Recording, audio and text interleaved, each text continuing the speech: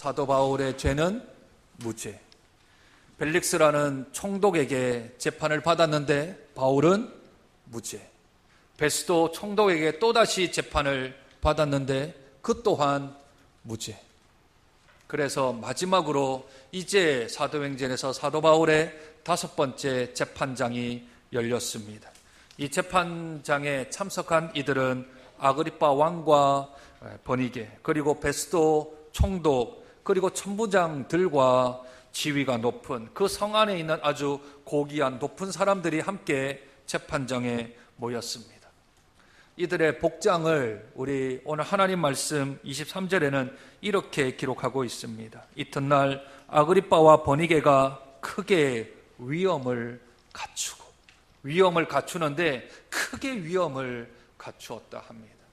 이 구약시대, 신약시대에는 옷이 곧 그 사람들의 신분을 뜻합니다. 화려하면 화려할수록, 금이 들어가면 들어갈수록, 금색에 가까우면 가까울수록 더 높은 지위, 높은 권력을 가지고 있는 것으로 대변되었습니다. 그래서 왕이 지금 행차를 하는데 총독도 오고 재판장도 오고 천부장들도 오고 높은 많은 사람들이 오는 자리여서 아주 위엄을 갖추어서 옷을 아마 뻑적지근하게 그렇게 입고 온 것 같습니다.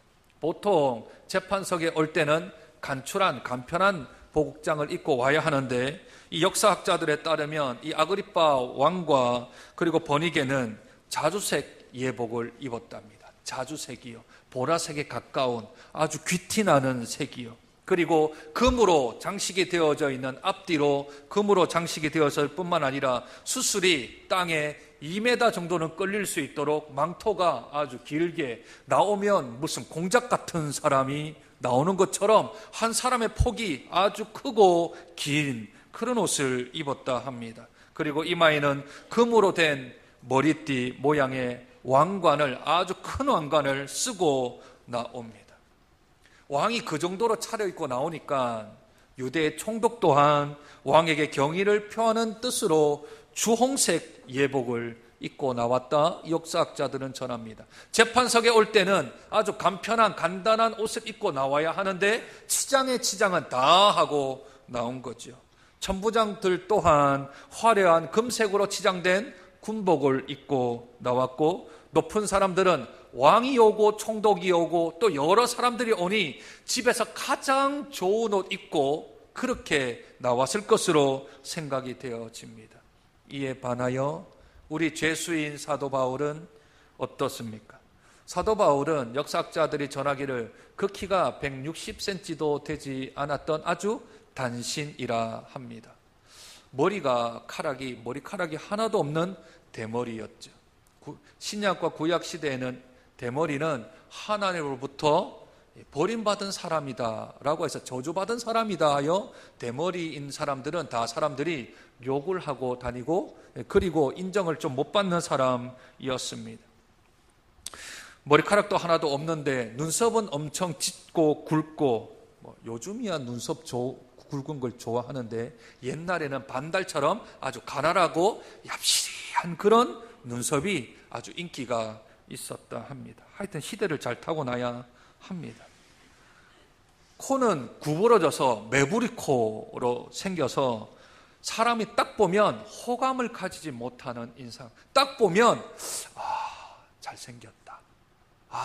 눈길이 가네. 한 번 보고 두 번 보고 자꾸만 보고 싶은 얼굴이 있는가 하면 한 번 보면 그냥 고개를 돌리고 등을 돌려 직진 앞으로 가고 싶은 얼굴도 있지 않습니까? 그런데 사도 바울은 형색이 단신에다가 대머리에다가 생긴 게 별로 그렇게 호감이 가지 않는 데다가 손에는 수갑을 찼겠지요. 감옥에서는 발에 착고도 채웠겠지만 걸어 나와야 하니까 착고는 풀고 수갑은 채워진 상태로, 그리고 죄수복은 당시에 회색빛을 띤 아주 그냥 거무스리무리한 그런 옷을 입었다 합니다. 너무 대조가 되지. 왕관과 왕복과 예복들과 화려한 금빛으로 찬란한 사람들이 쫙 모여있는 앞에 사도 바울은 외모도 입고 있는 옷도 상황도, 그리고 지금 몇 년 동안 지금 감옥에 있나요? 최소한 벨릭스 때문에 2년은 감옥에 있었지. 그 앞에서부터 시작하여 지금 베스도가 2년째 지금 하고 있으니 한 3년에서 4년 정도는 지금 감옥에서 계속 생활하고 있습니다.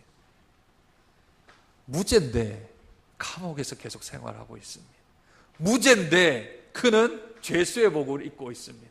오늘 본문에서도 베스도가 그렇게 고백하지 않습니까? 25절에 내가 살필 건데 죽일 죄를 범한 일이 없다. 자기도 무죄인 줄 아는데 왜 못 풀어주나요? 왜 이 사람을 놓아줄 수 없나요? 왜냐하면 유대인들의 마음을 얻어야 하거든.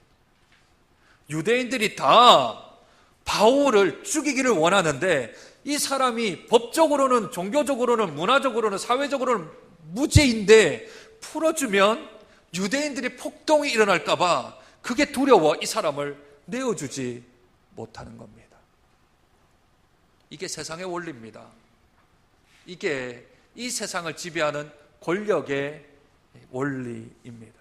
잘못했든 별로 세상은 그것이 중요하지 않습니다. 나에게 도움이 되는가? 나에게 유익이 되는가? 나에게 이익이 되는가?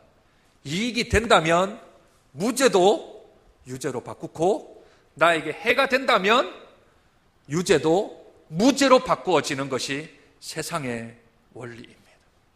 어쩔 수 없는 그 수레바퀴 안에 들어가 버리니 진실을 진실이라고 말하면 도리어 잡혀가게 되어지는, 참을 참이라고 얘기하면 안 되는 세상 속에 우리들이 살아가고 있습니다. 오늘 장로님이 이제 이 앞에 있는 잎들이 단풍으로 이제 바뀌면 그렇게 물든다 그랬는데, 우리들은 주님의 성품으로 물들면 참 좋으련만 세상의 원리가 우리들을 물들지 않도록 조심해야 합니다. 저와 여러분은 어떻습니까? 목회를 하는 저, 그리고 세상에서 삶을 살아가는 여러분들, 목회 선상이나 또는 세상에 살아가는 것이나 사람을 대하는 건 똑같지 않습니까? 그 세상 속에서 아닌데 맞다고 우기는 것은 내 자존심이나 내 이익이나 내 유익 때문에 아닌데 맞다고 우기지는 않는지요? 아니면 맞는데 또 아니거나 아닌데 맞다고 우겨 나간다면, 그래서 그것에 대하여서 더 확실한 증거를 찾기 위해서 또 다른 거짓 증인들을 세워나가고 또 거짓 증인들을 세워서 나의 합리화를, 그것을 조장시킨다면 저와 여러분은 세상에 물들어 있는 사람일지 모릅니다.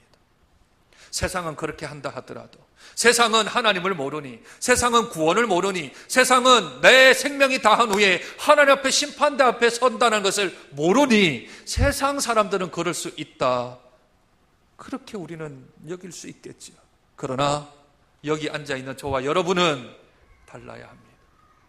아니면 아니지, 아닌 걸 맞다 할 수 없습니다. 맞는데 아니다라고 하는 것도 우리에게는 신앙의 양심상 그렇게 할 수는 없겠지. 그러니 우리들은 세상으로부터 구별된 사람들입니다. 살아계신 하나님을 믿는 사람들입니다. 내가 했던 모든 말들과 내가 했던 모든 행동들이 하나님 앞에서 심판받는 줄을 아는 사람, 그 사람은 말 조심하고 행동 조심을 할 수밖에 없겠지요. 다 평가받습니다. 다 일일이 하나 다 받습니다. 여러분들 MRI 촬영 한번 해보셨어요? MRI 촬영이요. MRI 촬영 중에 아주 값비싼 MRI 촬영이 있어요. 그것은 MRI가 이렇게 구분 나누는 그 구분에서 더 10배로 확대해서 내 몸 안에 있는 조그마한 신경 하나까지도 다 살펴보는 그런 아주 그런 특수 MRI가 있습니다. 제가 그 MRI를 한번 찍었어요. 미국에서. 아주 특수 MRI. 그래서 중추신경이 우리 손톱의 때 정도만 하거든요. 크기가. 그것을 찍는, 그걸 찍으니까 한 60분, 1시간 거의 가까이 채울 만큼 MRI 그 통 속에 있었어요. 그랬더니 머리를 이렇게 스캔을 해서 쪼개는데, 사진을 찍는데 얼마나 정밀한지 중추신경 1번, 2번, 3번, 4번, 5번, 6번, 7번까지 신경이 다 나오는 거예요. 이야, 신기하더라. 사람의 기술이 우리가 볼 수 없는 그것까지도 몸속에 있는 점 하나만한 크기만큼도 다 스캔해서 본다면 살아계신 하나님이 우리를 스캔하실 때, 우리를 촬영하실 때, 우리를 바라보실 때 속일 수가 있을까요? 속일 수 없습니다. 거짓을 참이라고 말했던 것, 참인데 거짓이라고 우겼던 것, 하나님 앞에서 평가받습니다. 그러니 우리들은 세상 사람들과는 다른 삶을 살아가야 합니다. 땅을 딛고 살아가는 똑같은 공기를 마시고 살아가는 사람이지만 삶이 달라야 합니다. 그래서 그 안에서 기품이 흘러나와야 합니다.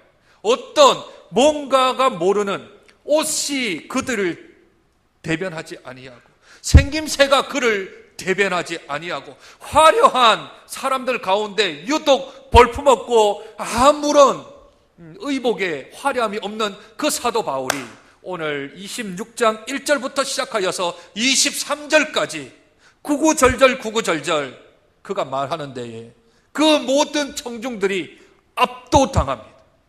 압도당합니다. 모든 사람들이 무죄인 줄 아는데도 찾고 있는 사람들과 나는 무죄임을 알고 하나님 앞에서 서 있는 사람이 진실을 진실로 얘기하고 사실을 사실대로 얘기하는 사도 바울이 죄수의 옷을 입고 볼품은 없고 외모는 호감이 가지 않지만 그런데 그 모여있는 수많은 사람들 가운데 가장 큰 사람이 사도 바울입니다. 가장 크게 자신 있게 사실을 사실대로 얘기하는 사람, 그 사람이 곧 사도 바울이지요. 오늘 사도 바울은 세 가지를 나누어서 그가 변론합니다. 첫 번째 변론은 그가 말하는 것은 자기가 옛날 있었던 상황을 이야기합니다.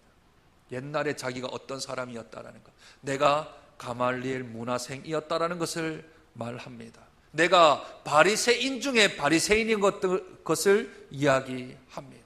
그리고 여기에 있는 모든 12지파, 나를 포함한 모든 12지파가 다 메시아를 기다리고 있다는 것, 아그리파 왕부터 시작하여 모든 이스라엘 12지파들은 다 메시아를 기다리는 소망이 있다는 것 이야기합니다. 오늘 본문 읽지는 않았지만 26장 7절 한번 보시지요. 26장 7절입니다. 이 약속은 우리 12지파가 밤낮으로 간절히 하나님을 받들어 섬김으로 얻기를 바라는 바인데 아그리파 왕이여 이 소망으로 말미암아 내가 유대인들에게 고소를 당하는 것이니이다. 12지파가 다 구약에 예언된 메시아를 기다리고 있죠. 유대인들은 아직도 기다리고 있습니다. 그 기다리고 있는 그 메시아를 내가 보았다고, 내가 느꼈다고, 내가 체험했다고 그 일을 내가 전하고 있었는데 그것 때문에 내가 유대인들에게 고소를 당했다라고 먼저 내가 이전에 있었던 일에 대하여 이야기를 합니다. 그리고 나서 내가 예수 믿는 사람들을 어떻게 했는지, 나도 메시아를 기다렸는데 그 예수라는 사람이 메시아가 아닌 것을 통하여 그들에게 내가 했던 일들을 지금 소상히 두 번째로 고백을 합니다. 그 내용이 9절부터 11절까지입니다. 9절입니다. 나도 나사렛 예수의 이름을 대적하여 많은 일을 행하여야 될 줄로 스스로 생각하고 예루살렘에서 이런 일을 행하여 대제사장들에게 고난을 받아가지고 많은 성도를 옥에 가두며 또 죽일 때에 내가 찬성 투표를 하였고 또 모든 회당에서 여러 번 형벌하여 강제로 모독하는 말을 하게 하고 그들에 대하여 심히 격분하여 외국 성에서까지 가서 박해하였고 그 일로 대제사장들의 고난과 위임을 받고 다메섹으로 갔나이다. 한치의 오차도 없이 한치의 오류도 없이 그는 자기에게 있었던 그 옛날의 삶을 이야기하고 그리고 내가 했던 일, 내가 예수 믿는 사람들을 잡아 옥에 가두고 그들에게 핍박하고 그들이 죽는 곳에서 내가 찬성표를 던졌던 아마 스데반 집사 이야기를 하고 있는 것 같습니다. 사실을 사실대로 온전히 다 이야기했을 때 그 땅에 있었던 예루살렘에 있었던 모든 사람들, 가이사랴에 있었던 모든 사람들이 그 일을 보았고 그들의 증인이었기에 아무 말도 그 누구도 죄인이 잘못 말한다라고 아무도 얘기할 수 없을 만큼 온전히 사실에 입각한 진실만을 이야기하고 있습니다. 그러니 한마디도 누구도 말을 못하지. 그런데 내가 예수님을 만났다는 겁니다. 다메섹 도상에서 예수님을 만났다라는 것이지요. 그 다메섹 도상에서 했던 일들을 자기가 간증하며 내가 만난 예수 그리스도를 아그리빠 왕과 총독들과 대제사장들과 서기관들이 다 모여있는 그곳에서 그는 담대히 내가 예수님 만난 것을 간증합니다. 그리고 그 결론이 26장 23절입니다. 우리 같이 한번 읽으실까요? 아주 중요한 구절인데 같이 한번 읽겠습니다. 26장 23절입니다. 같이 읽습니다. 시작. 곧 그리스도가 고난을 받으실 것과 죽은 자 가운데서 먼저 다시 살아나사 이스라엘과 이방인들에게 빛을 전하시이다 함이니이다 하니라. 복음은 성경대로 그리스도께서 죽으시고 성경대로 다시 사흘 만에 살아나신 것, 그 이야기를 제수된 사도 바울이 모든 청중이 듣는 앞에서 담대히 기품 있게 하나님의 성품을 가지고 공의와 사랑을 적절히 섞어서 진실만을 그들에게 선포할 때 아무도 얘기 못합니다. 아무도 얘기를 못해요. 아그리빠 왕이 누군지 아십니까? 이 아그리빠 왕은 그냥 성경에는 아그리빠 왕이라고 되어 있지만 실제로는 아그리빠 3세입니다. 이 아그리빠 3세의 증조 할아버지가 헤롯 대제입니다. 헤롯 대제는 예수님이 태어나셨을 때 유아 살해 정책을 폈던 잔악하기 무도한 그러한 왕이었습니다. 또한 아그리빠 3세의 할아버지는 안디바입니다.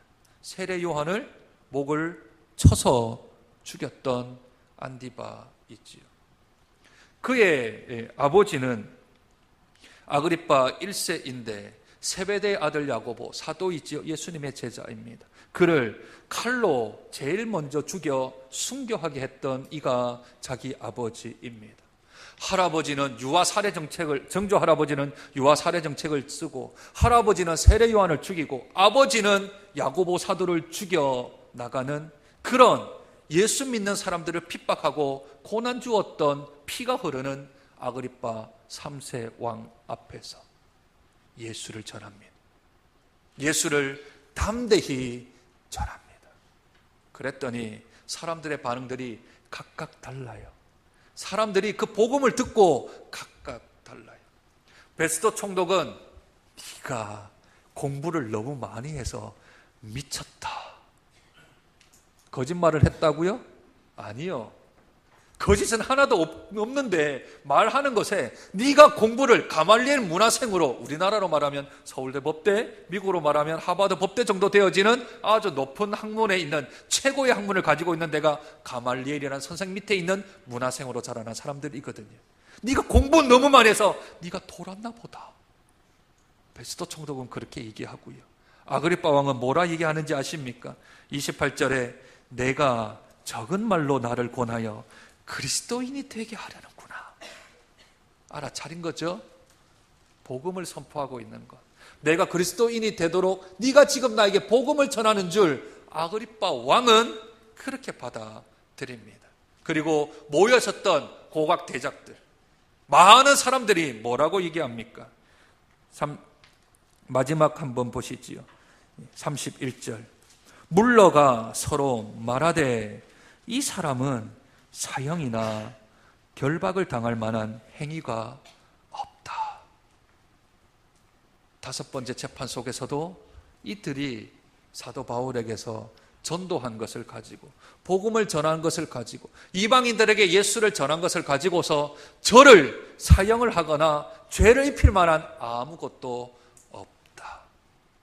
32절은 우리에게 아주 큰 의미를 줍니다. 32절. 이에 아그리빠가 베스도에게 이르되 이 사람이 만일 가이사에게 상소하지 아니하였더라면 석방될 수 있을 뻔하였다.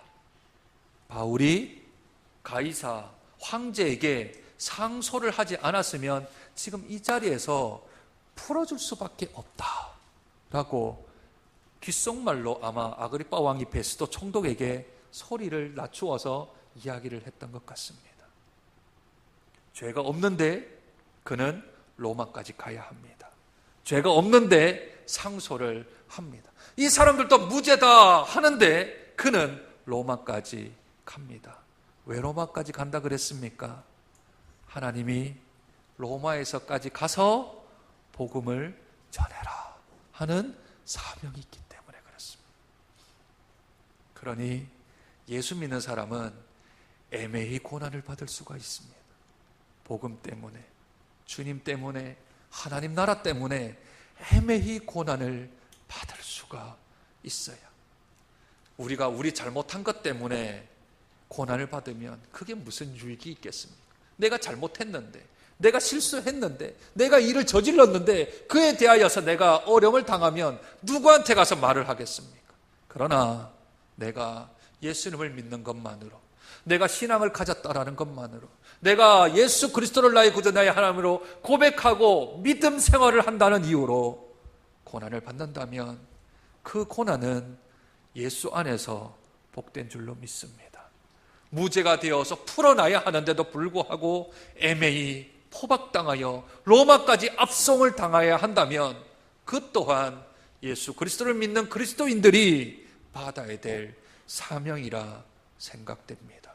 그것이 하나님이 인도하신 것이라면, 그것이 하나님께서 선히 인도하고 계시는 것이라면 우리들은 받아들여야 합니다.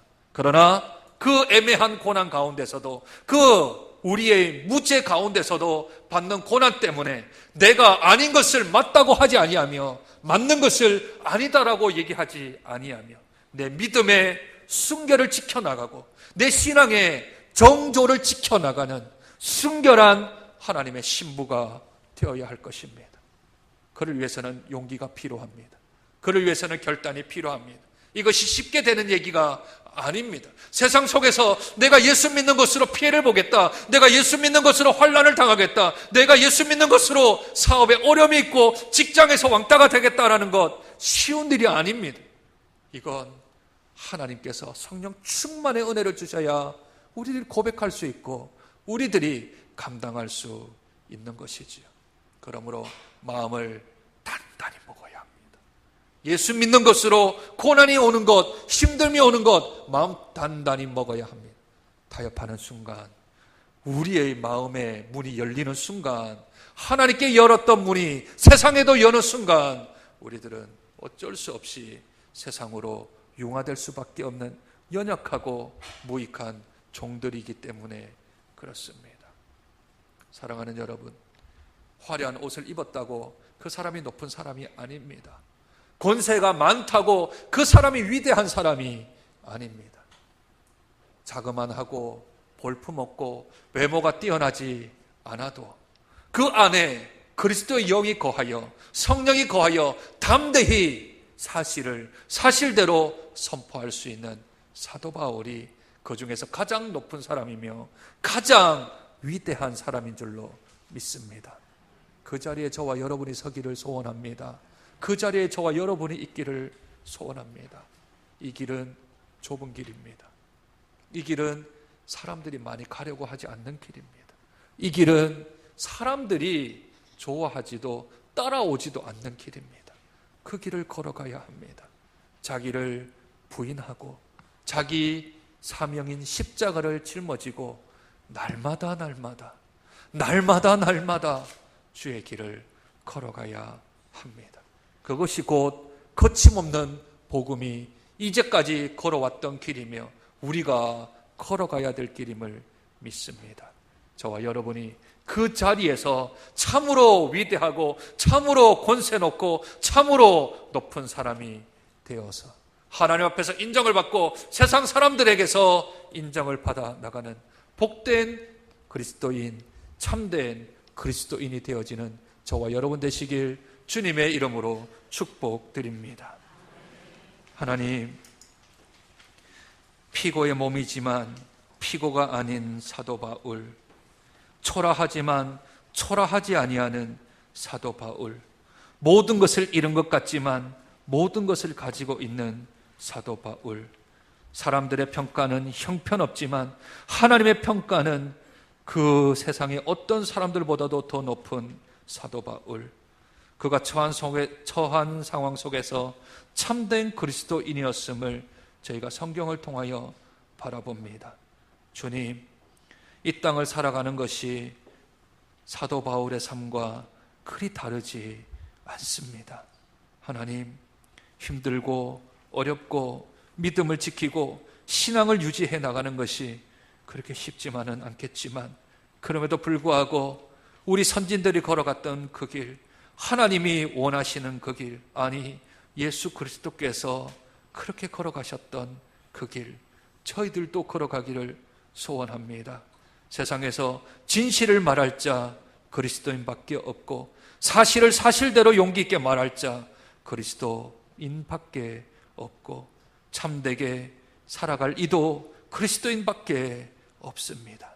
저희가 무너진 거짓을 세우게 하시고 회파된 진실을 일으켜 나가는 복된 믿음의 그리스도인들이 되어질 수 있도록 축복하여 주시옵소서. 존귀하신 예수님 이름으로 기도드립니다.